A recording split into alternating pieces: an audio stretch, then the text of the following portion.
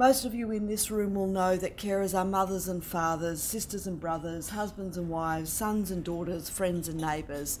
Carers are you and me and everybody in between. And caring is both, it's enriching and rewarding. And it's also a tough gig at times. It can be heartbreaking and it can be devastating. Carers, when we talk carers, we're talking about unpaid family and friend carers who care for somebody because they require extra support and care. The network of Carers Australia, we're all over Australia. We're in urban, rural and remote areas, and there's extraordinary amount of work done around the country. So here, Carers Victoria, represented by a number of Carers Victoria staff today.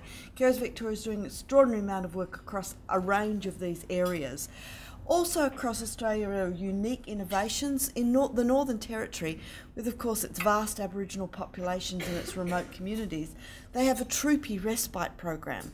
So they've purchased troop carriers, and the troop carriers go out into the remote areas, and in those remote areas the women take the troop carriers and they go fishing, they go pick the pandanus grass and weave, and their respite is something that is very true and very real for them. That's true of every one of the carers associations across the country. We also, Carers Australia auspices a carers advisory service. So in 2013-14 there were 75,000 calls that came in. Those calls average about 30 minutes. Some of them are 2 or 3 minutes, some of them are an hour long. And they're extraordinarily diverse.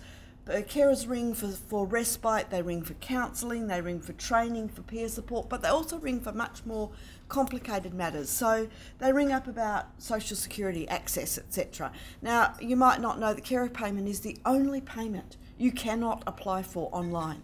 It is the most difficult payment to apply for. In fact, when one of my staff was diagnosed with breast cancer and her husband tried to get the carer payment, he came to me and said it wasn't worth it. It was just too hard. If it's ongoing, then perhaps I will go back for the carer payment. Carers come that ring up for legal issues. They often are asking questions about being a nominee, or they have questions about managing people's finances. We expect to see a lot more of that with individualised packages under the NDIS and aged care.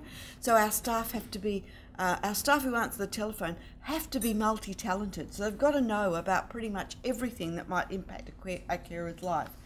Carers often also ring for advocacy assistance. They need one-on-one support, especially when dealing with Centrelink. There are 2.7 million carers in Australia. I talk about, through this presentation, I'll talk about primary carers. So that's the person who is the main support person. It's the person who often does a substantial amount of the support.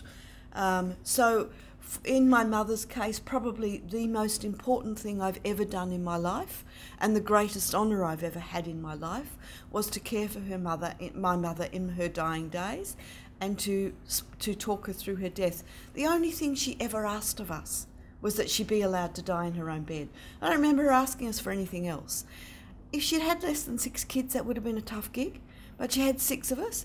I was not the primary carer. My sister was the primary carer, but I would fly from Canberra to Perth. I would live in for a week. I would climb up and put a little aerial on the roof so that I could get the internet to work. And then, go home, and my sister would be there, and my brother would fly from Hobart. And between us, we managed to make sure that we were there and that I could hold my mother's hand through her death. Incredibly important. Not a moment of it that I regret. And in those last couple of months, she was devastated by things like the incontinence. It broke her heart. Not for a minute was that upsetting for me, because for me it was the greatest privilege of my life to be able to do for my mother what she did for me to bring me into the world. So what do carers do? They're expected to have unique expertise. They're expected to have medical knowledge. So a GP is a generalist, a carer is a specialist, and they have to know everything about their person. They have to have service knowledge. They've got to know their way around the system. So in here, down the bottom, you see the word formologist. One of our carers says that formology is the science of filling in forms, and that carers must be extremely good at filling in forms. And she says it's impossible to speak to officialdom unless you can speak the language of forms. Carers have to be great at advocacy. They speak for the person that they care for. They ensure that their rights are upheld and that they have information. It's incredibly important, though, to note that the caring situation differs markedly depending upon the person that you're caring for. So if you're caring for someone with a physical disability or some kind of impairment, it might be simple things like washing, bathing, dressing, helping with food, mobility. Caring for somebody with a mental illness might be quite different, might be monitoring changes in mood, helping with domestic tasks, might be something, something much more on an emotional level, as well as assistance with some physical needs. With chronic conditions, carers often play a role in administering medications, changing dressings, and in fact the research shows us that carers are far more likely, and in fact in 80% of cases of the research we've looked at, carers go to the doctor, get the script, go to the pharmacist, fill the script, find out about what kind of reaction the script might have, dispense the medication, monitor the adverse effects, feedback the information about whether it works. Pharmaceutical companies love carers because the greatest issue for them is compliance, and carers ensure compliance. We talk about carers as partners in care, and it's a big issue for me. My sister was caring for her husband for the last 10 years of his life. He went to hospital for a minor procedure on his feet. It was meant to be a day procedure. During that procedure, they said, we think we might keep him in overnight. We think he might need a bit of support. So she said, I'll whip home, I'll get him his medications, I'll get some pyjamas and be back. Whatever you do, don't give him this particular medication. She came back 45 minutes later. He was delirious, and she said, what did you do? They said, well, we gave him this medication. And she said, I told you not to. And the doctor said, I'm the doctor, not you, with arms crossed. That night procedure, 7 months later, he was released from hospital. So for 7 months, he was in hospital. She had to go back and forward from the hospital every single day. She had to translate for him because he no longer spoke English. She had to bring the foods that he ate. Who lost? He lost. He spent 7 months in hospital. She lost. She was cut off her carer payment after 13 weeks. We lost because we had to support her and go to and from the Queensland for her. But every one of you lost. As taxpayers of this country, we paid for him to stay in hospital because she was not considered a partner in his care. If carers are not considered partners in care, so who do carers care for? Predominantly the data shows us they're caring for partners. Mostly we see that you see most of them as partners. Interestingly, men show up in the older ages, and that's because a lot of men are caring for people over 65. That's where the partners show up. Some evidence to show that men are more likely to be carers if the woman is the major breadwinner.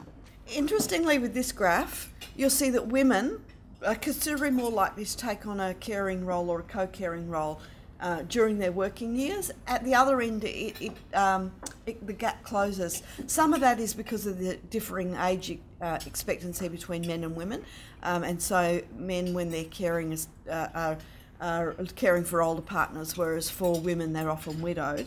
At the other end, it's a bit more difficult to say, although the data about people on carer payment shows that there are more young men under 21 who are caring for family than young women.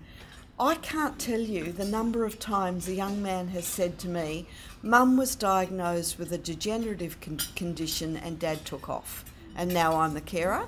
I hear it almost every week. I hear it, and in fact just this week I was talking with one of our young carers in Canberra, and he's 21 and he's had a major back operation, and that's because he's the primary carer and has been since he was 16 for a morbidly obese mother who has no mobility. So he lifts and carries her, and at 21 years old he has a lifetime condition. And as these charts show, a substantial amount of care is day to day, year to year, and it's generally women who are providing that care. So some of these are 40 hours or more at the end and 20 years or more at this end. You'll see that women show up. It's not surprising, but for both male and female carers, the hours that they put into caring have obvious financial implications. Those on long-term support end up without referees, without being able to enter the workforce, and when the caring role diminishes or ends, and often only ends with the death of the person that we're caring for, they end up with nothing at the end of it. So the peak age for caring is 45 to 64, when we're best at our work. It's a time when we're really good at what we do. If we all leave the workforce, the country has a problem. But if carers are forced out of the workforce, they end up with no referees, no current job skills. And I regularly talk about the recently retired cleaner at my work. She was a scientist with a very reputable body in Australia. She took 12 years out to care for her husband with motor neurone disease. After he died, he passed away with her in her arms. 13 weeks later, she was expected to go back to work. She was completely grief-stricken after caring for him for 12 years and having him die. She was expected to go straight back to work. She looked for work and discovered that she had no referees after 12 years. Her skill base was eroded. Computers had taken over her profession, and she came back to work as an office cleaner. Who loses? She does, but we, the taxpayer, lose. We've lost that skill, and she's now come back into the workforce as an office cleaner. So, given both the number of hours and the years that carers provide care, it's not surprising that they're significantly financially disadvantaged, and that they often don't have jobs. They often have part-time jobs, and there are significant costs associated with caring.